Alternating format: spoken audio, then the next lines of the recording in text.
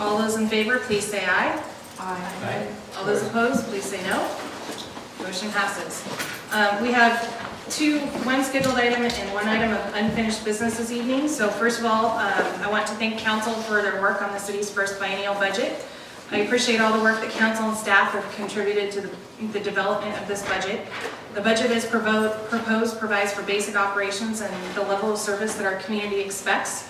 This budget is a patchwork quilt of all of our work. It is a living document that can be looked at throughout 19 and 20, and Finance Director Lindsay Vaughn will be going over the updated budget proposal. We will take and encourage dialogue during and after the presentation. We've updated Exhibit B, budget notes, to reflect the updated budget, and you should have that handout. And of course, since we were not able to do it last week, my goal for this evening is for council to approve the budget. And as a reminder, we had five weeks of public hearings, and those hearings are now closed. So we will no longer be accepting specific budget comment to this budget. And with that, Ms. Vaughn.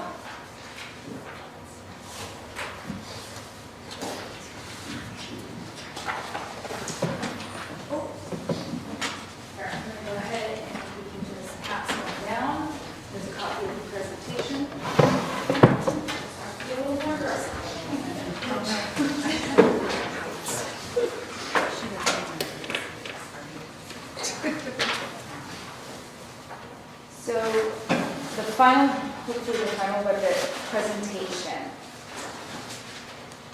So the summary of changes for the general fund, and I am just walking through what you already have in what was presented on last Friday, through your OneDrive.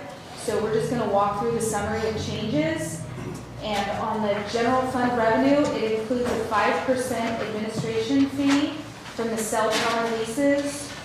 And that dollar value is going to be $5,950. There is a very small dollar value of $200 added for the fire inspection fee to the general fund.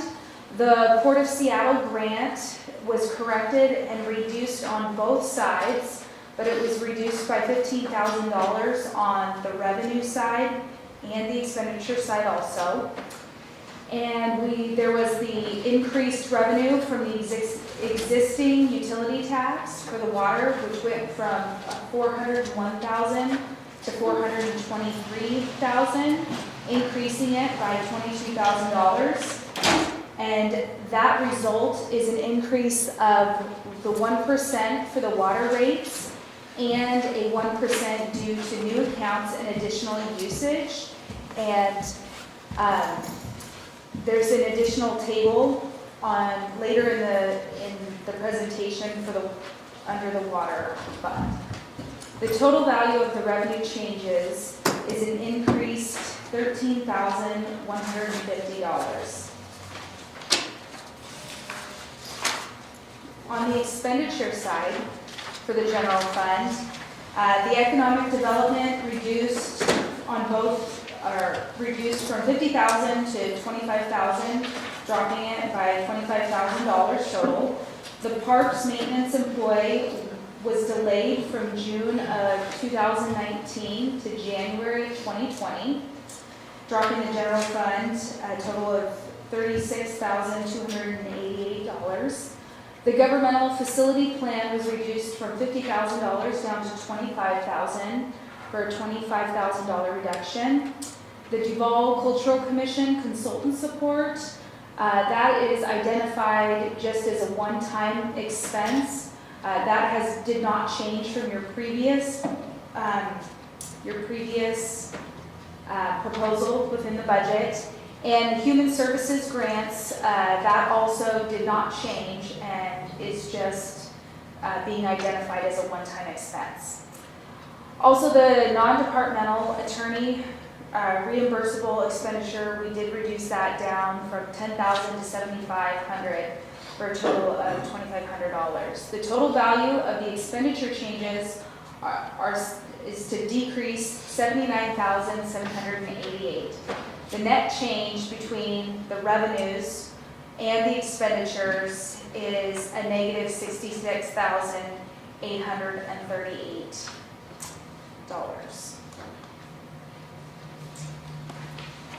Going on to also a document that was included in the summary of change, or in the packet, I'm sorry, not the summary of changes, was the one-time expenditures that were identified and listed out.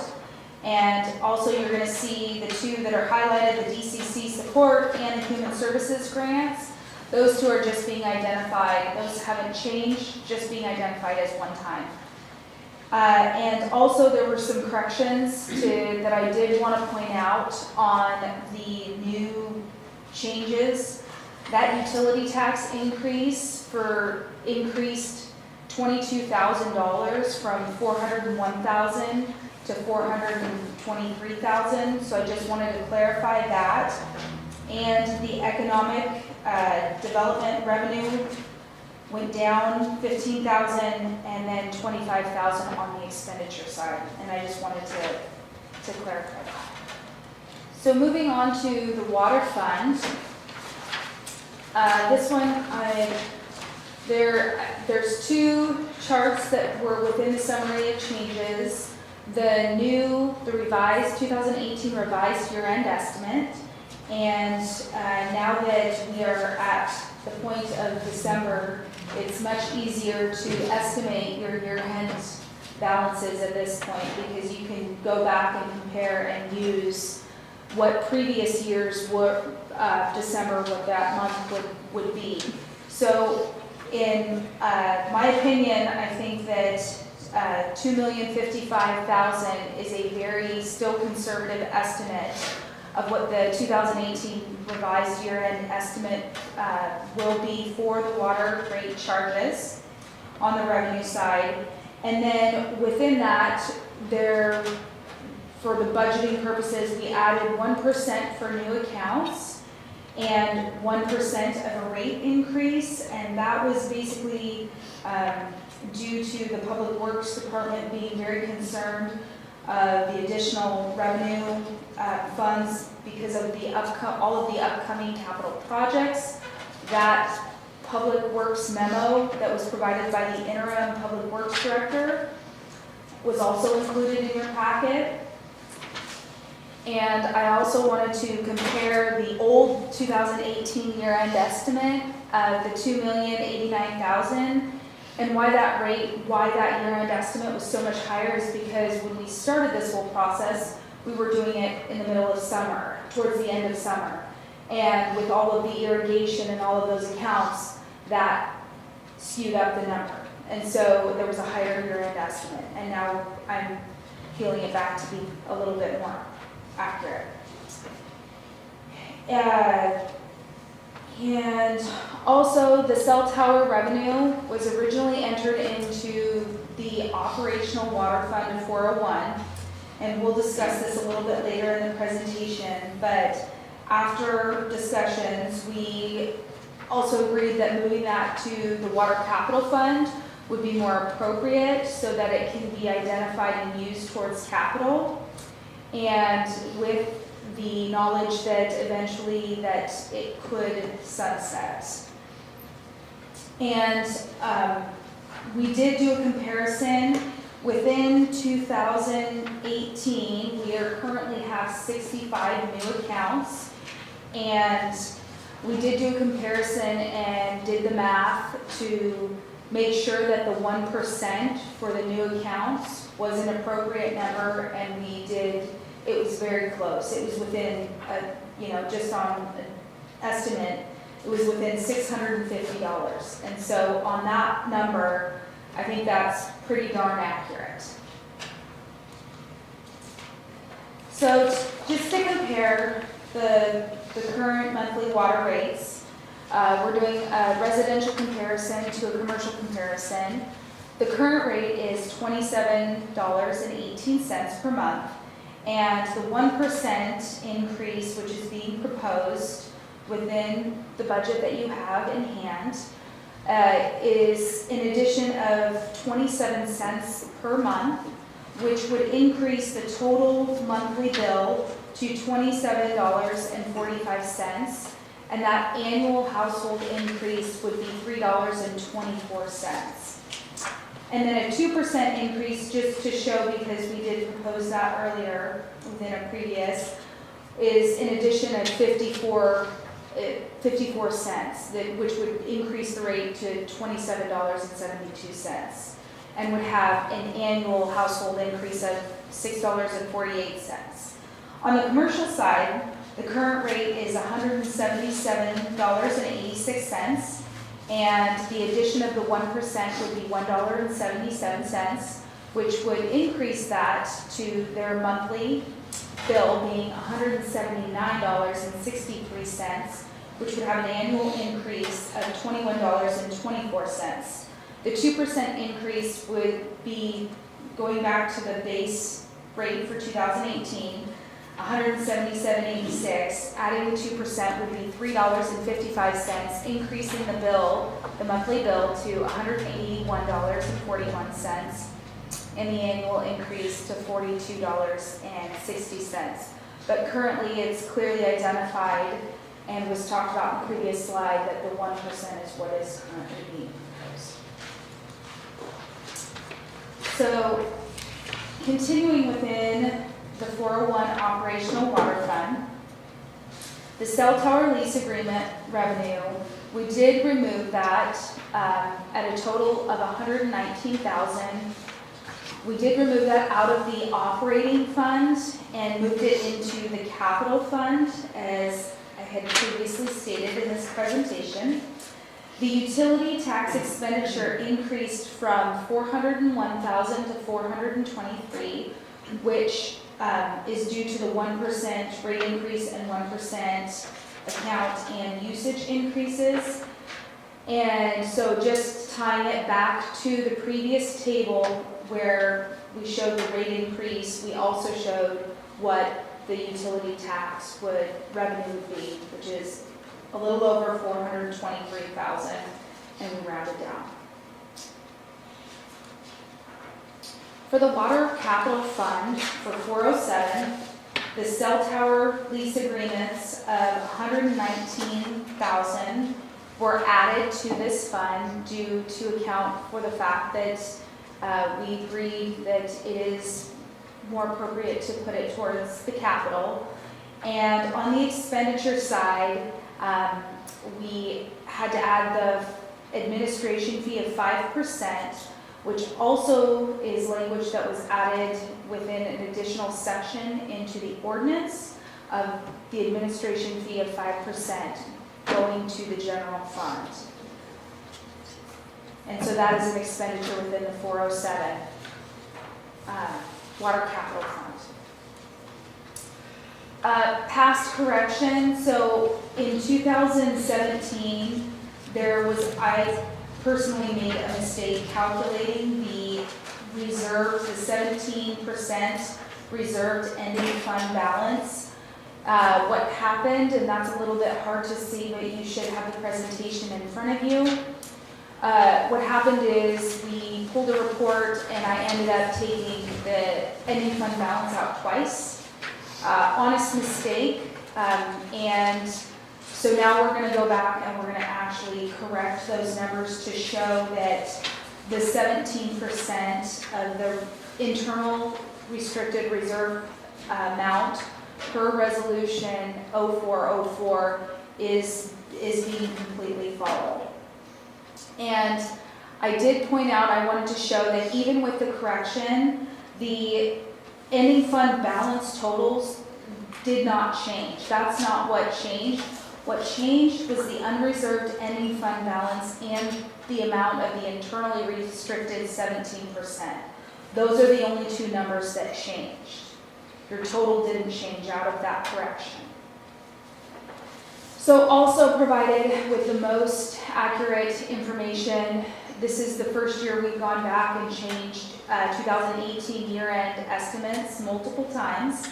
And this is the most current 2018 year-end estimate, and based off of that, also showing the correct 17% and for the internally restricted amount and the unreserved, in addition to a couple other internally restricted items.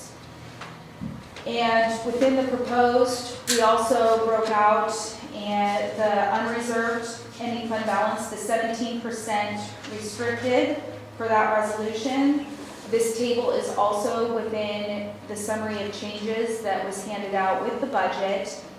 And basically just, again, highlighting that the 2017 ending fund balance, that piece did not change. What changed was just the unreserved to the internally restricted. And then also wanted to show that the net change is the $155,000, because that was one of the identified items that was requested, was the net change. And just showing that per the report, the full report that was provided for the revenue and the expense summary, that those two tie and are the same number.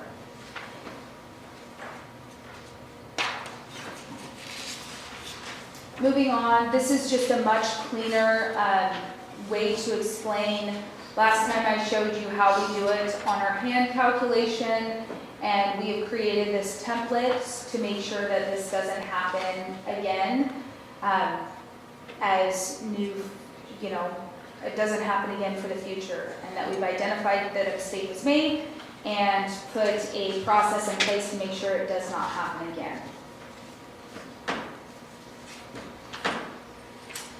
So these are a couple graphs that we went back and to provide some historical perspective on the general fund ending fund balance. And they're actually quite interesting. I put in the 2018 year-end estimate, and because we have a pretty accurate 2018 year-end estimate, in addition to the 2019-2020 budgeted amount. And this graph makes sense when, and I think we're probably going to have a conversation going back and forth here between these two, with the contingency fund. So part of the conversation of having and I'm going to flip back now to the ending fund balance, having that ending fund balance, or the ending fund balance drop a little bit in 1920 is because council has made the decision, council, the mayor have made the decision to fully fund the contingency fund. And so those two graphs kind of go hand in hand. And also very interesting, I don't have all of the information because I'm sure this is going to strike up quite a few questions just to get ahead of it. I didn't do the research on each specific year and what caused the revenue increases and the expenditure and the decreases, but what was interesting is going back over this time frame, the city of Duval has had between 2008 and 2018, there's been 6 finance directors. So also, for the contingency fund, just putting this into some, we are following the RCW and meeting that RCW with the explanation to fully fund on their definition. And a good portion of that is actually a $5,706 is the interest that is going into that account. So it is transferring, it's an interfund transfer from the general fund that will happen on a quarterly basis in addition to some interest that will be coming in to also fund that. But it will be fully funded, and when that balance change, the revenue is put into the contingency fund, I just highlighted, and this, the bottom clip is directly from the resolution 0404, which has been handed out previously. But I just wanted to highlight that all of those expenditures that come out of the contingency fund have to have prior approval by City Council. And I think that concludes the presentation. So starting off, does anyone have any questions for Ms. Vaughn? Councilmember Napman. Would you mind going back to the ending fund balance slide?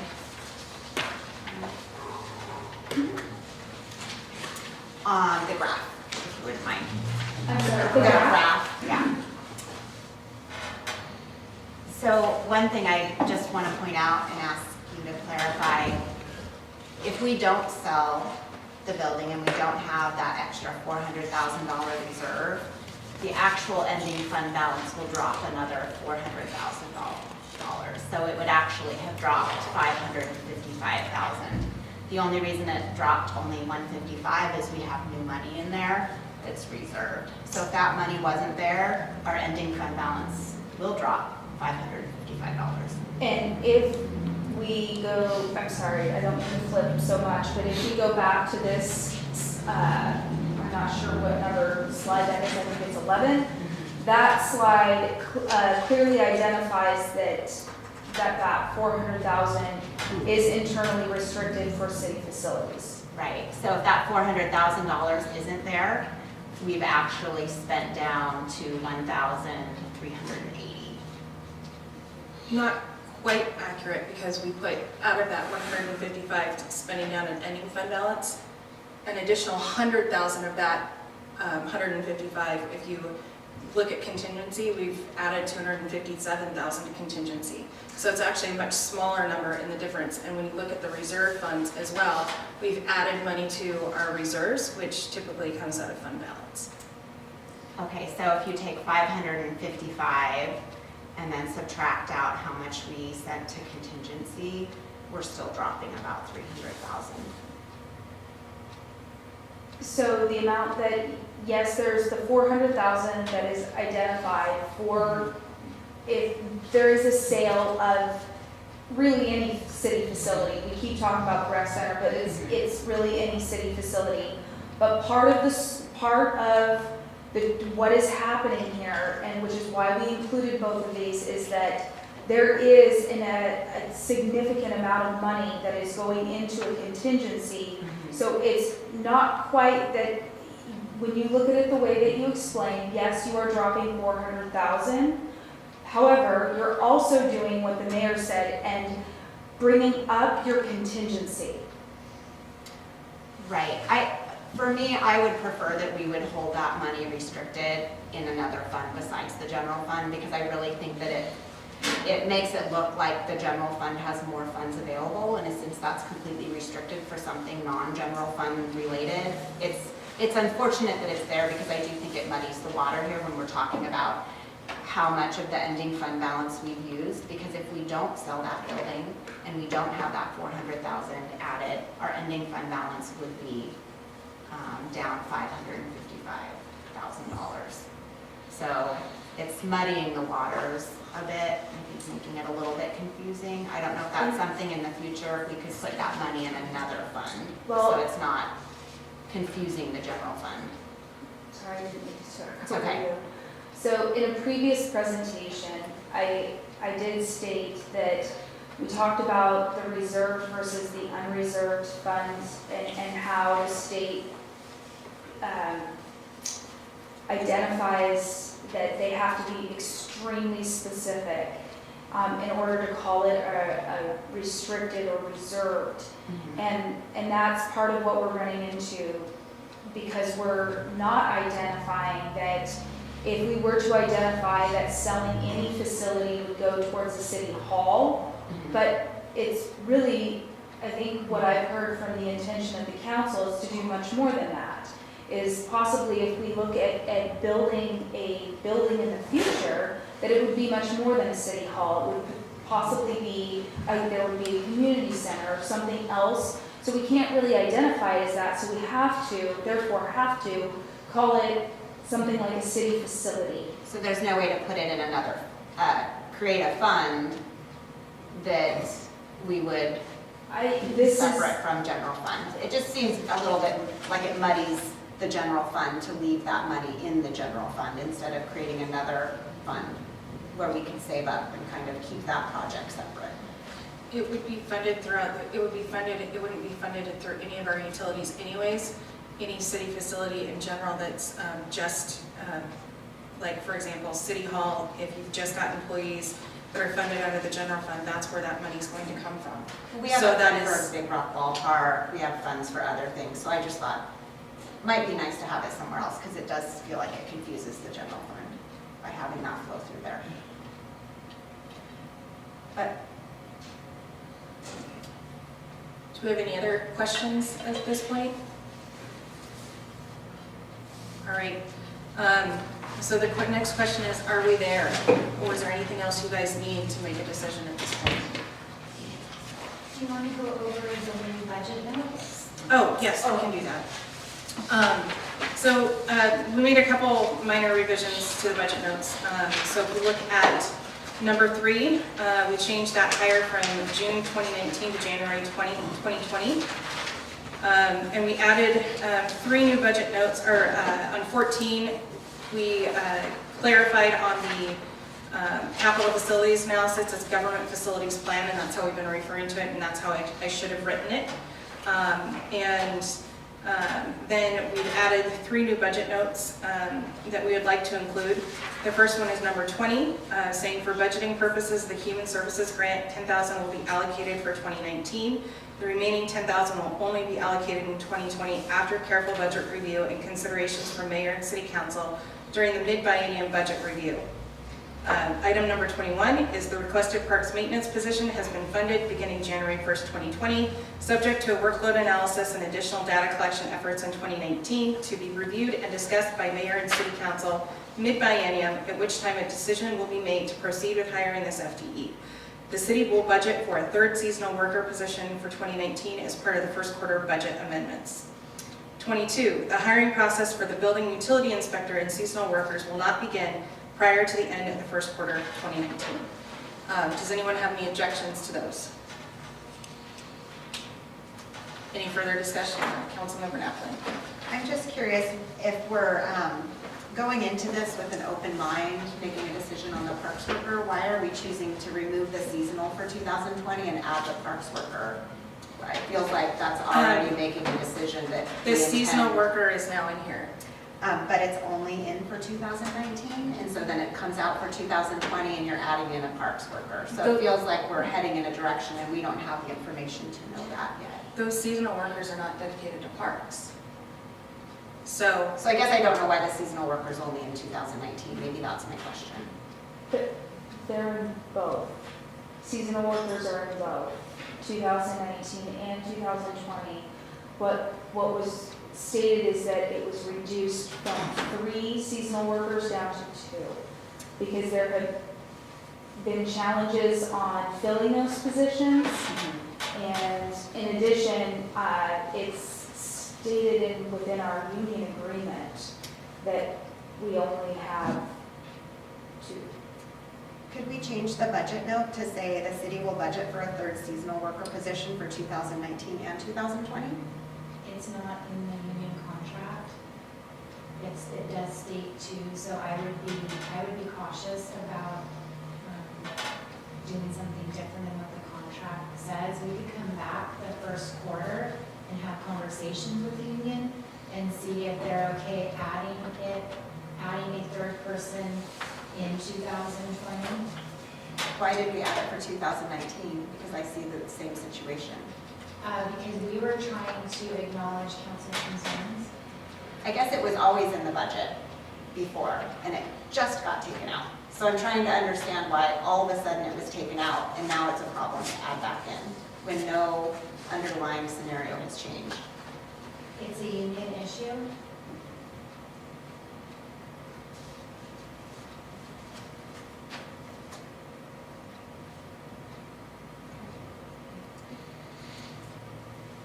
any other questions? Follow-up? Councilmember Budnicki. Just a little comment. I want to thank everybody for working so hard on this and all the years that I've participated, which are many budgets. I think one thing to remember is that it is a living document. We'll have reporting. I think that thinking in terms of how there's flexibility to have amendments And when we're talking about forecasting, we can't put the pin right on all those numbers perfectly for how complex the budget is. And so I think that we've done an excellent job, questions, looking at this, investigating and researching. From what I've seen and looking at the numbers, I don't, once again, will say see any red flags. I know that as we proceed forward in this 2-year process, that there's nothing, I think people, there's a big expenditure or something changes, we have that ability to amend, to rework, to relook, and honestly, every time if there's a quarterly or semi-annual report, that's our job to look at that, review it, and see if there's any changes. Sometimes you get surprises where there's money there that you hadn't anticipated, that you did not forecast for, and sometimes you have a water main break, and that shifts too. So I think that working with this group, it seems that everybody has the right intention going forward, and I just want to thank everybody for all their hard work on this. Any further discussion? Councilmember Mayor Pro Tem Meyer. Yeah, I'd also definitely like to reiterate that point of, appreciate everyone's hard work and personal investment into the process. I definitely have my concerns over aspects of the budget and the overall cost of the city at this time and for projected out in the next 2 years. And also just the concerns that have come about looking at the utility tax and the dynamics that are at play for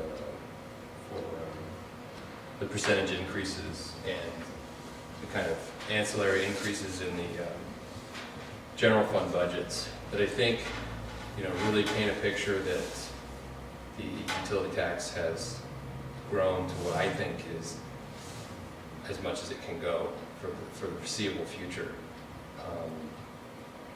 And also, in the fact that it really does supply a very robust CPI growth over year when the utility rates are frequently increased and the subsequent utility tax is increased.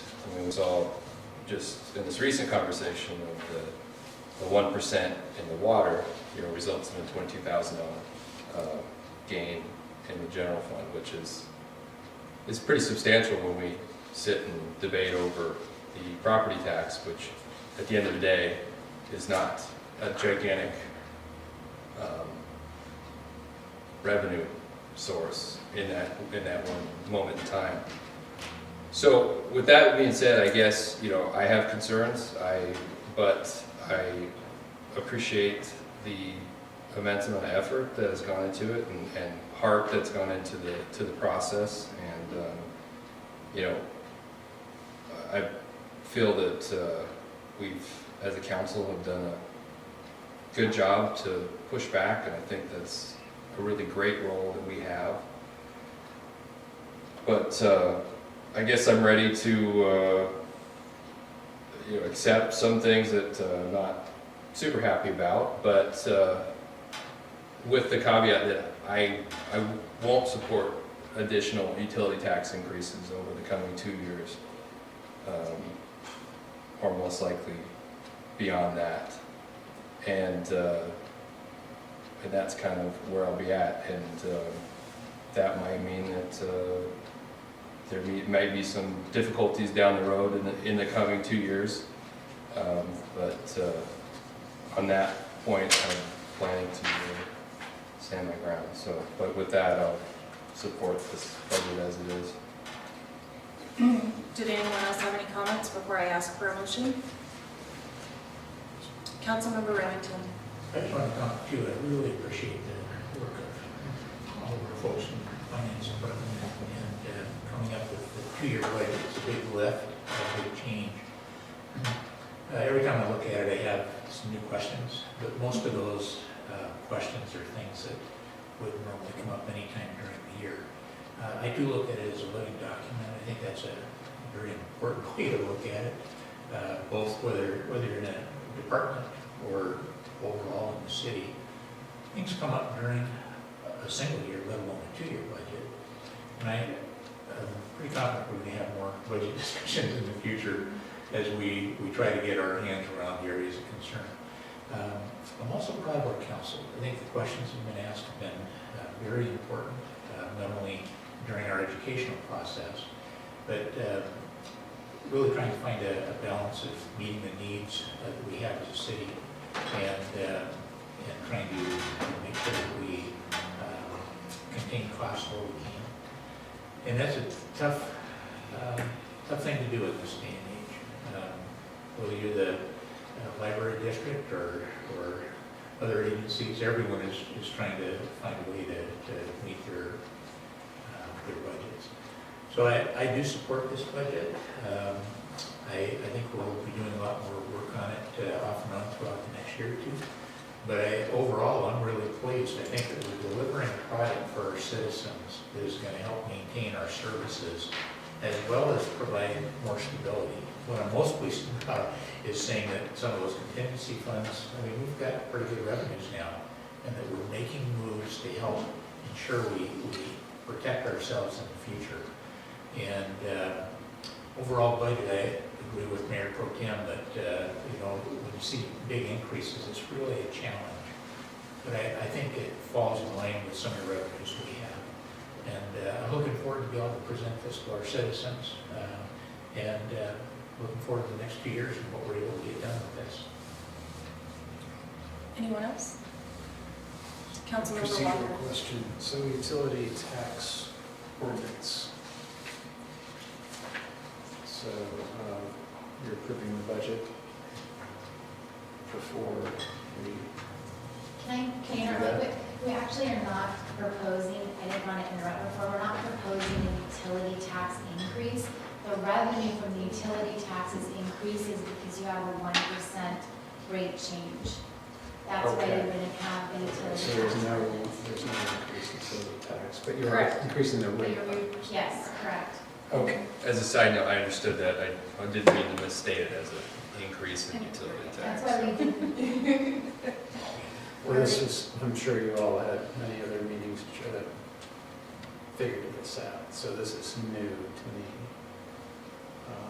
I think it's the least of the worst options for what I think the water utility can handle, and I'm glad that we're doing the water comp plan and we'll get things sorted out and better understanding of the health and needs of that utility. So I feel better having restructured that. Anyone else like to speak? Councilmember Hoag. So on the next slide, on monthly water rate, so why is there 1% and a 2%? Because we simply, so after, I think folks know that when we were not going to thought we didn't need to do the water rate increase, we had to get the budget out quickly. Sometimes you have to make a decision on the fly.